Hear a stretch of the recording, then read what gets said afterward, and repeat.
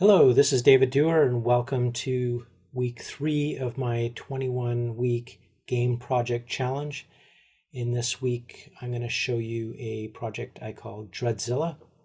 It was inspired by Godzilla and some of those other monster movies that you might have seen. The idea is that you're going to control a monster who is going to rampage a city. And this week, I'm going to jump right into the demo. And if you're interested, then you can stay tuned and see how I built it. Okay, so here is DreadZilla. And you can see that I've created a model of a dinosaur here. It's kind of low poly model. It's got a little bit of an animation there while it's waiting to do things. It can also jump. And it can move around. So the animation's not great yet, but still trying to figure out and learn how to do that kind of stuff. So there he is.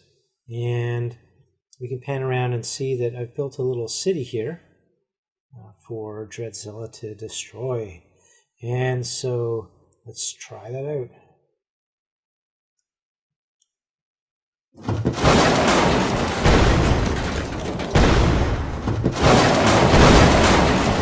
The destruction.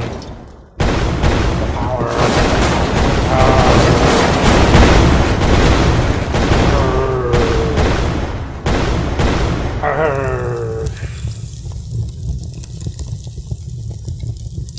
Alright, let's destroy this last building over here. Okay. So you can see lots of fun there. I've just destroyed that city. Experimented with a bunch of different things. Still learning a lot.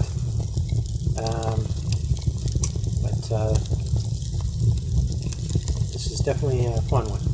So basically this week's project started off in Maya. I went out to the web and tried to find some good reference material for my monster. Thought it'd be interesting to try a T-Rex. So here we're taking a look at the beginning phases of the model. And now I've kind of developed it a little bit more. It's got the general overall shape of the dinosaur. And now I've got to figure out things like how to make it 3D. So it's got the overall shape, but just from one side. And so I think I need to grab another image that shows what it might look like from the top. And then I've got to figure out how to do things like the arms and legs. And I imagine that's going to be a challenge. So you can kind of see this has progressed quite a bit, and I've got a picture on the bottom. Somebody had actually posted a bone structure of a T-Rex. The internet's pretty amazing for that kind of stuff. So you can see the more fleshed out model here, and I'm starting to put the bones into it. And this actually proved to be quite a challenge because when you actually bind the bones to the skin, Maya doesn't really know that the stomach isn't part of the leg. And so I had to learn how to paint weights for the different bones so that when the leg moved, the stomach didn't move as well. And that was a problem I was having in the previous week where things would move and deform in ways that I didn't expect. So I kind of learned how to fix those up, but I'm not an expert yet. Here's the overall rig. So I've connected all the different parts of bones together, and this will be what I use to animate the dinosaur. And now I've added a little bit of texture. What I found is when I bring this stuff into Unreal, if I don't texture the individual pieces, then adding new materials to the model in Unreal becomes impossible. But if I separate them out before I bring them in, I can actually add different materials to different spots.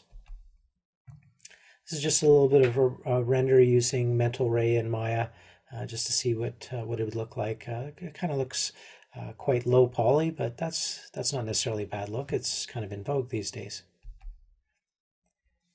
Here we're taking a look at just some experiments, bringing it into Unreal. I'm experimenting with different materials. The materials in Unreal are one of the things that attracted me to it. So you can kind of see that I've applied different materials to the dinosaur. It's a simple drag and drop operation. On the right, we've got a dinosaur that's gold, made of gold. That's kind of interesting. And then the one on the left is what I actually brought in from Maya, the light green one there. Okay, so here we are in Maya. This is my finished model. Just wanted to show you a few things.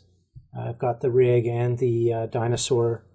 We can move the dinosaur around. You can kind of see it from different angles there.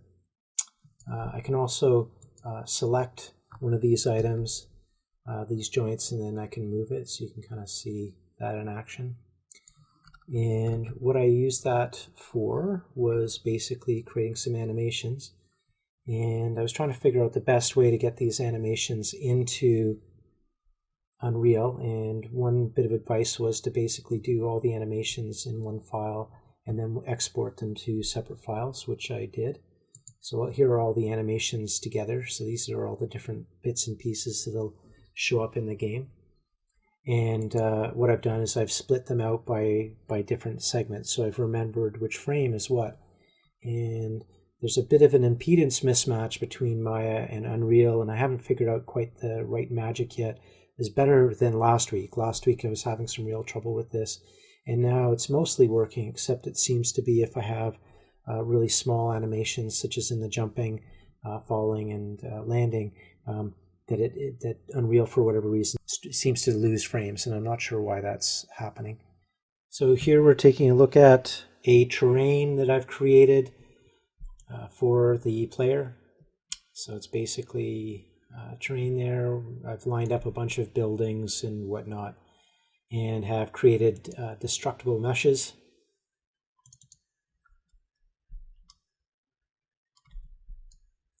You can take a look here, and with the destructible mesh you can decide how something is going to break apart, so that's figures prominently in the game. Let's take a look at the character that I modeled. You can see that I've pulled in the model here. I've set up a camera behind it that's going to follow the dinosaur around. And I've also set up an event graph. This is using Unreal Engine's blueprint. So this is what controls the movement, jump and whatnot, all the gamepad input. I've just opened up the character animation blueprint that I've created. You can see the dinosaur DreadZilla showing up here. He's got his default idle animation. I've created a few other animations, like here's him roaring, and I've built in the ability for him to move as well, and jump, so he can jump.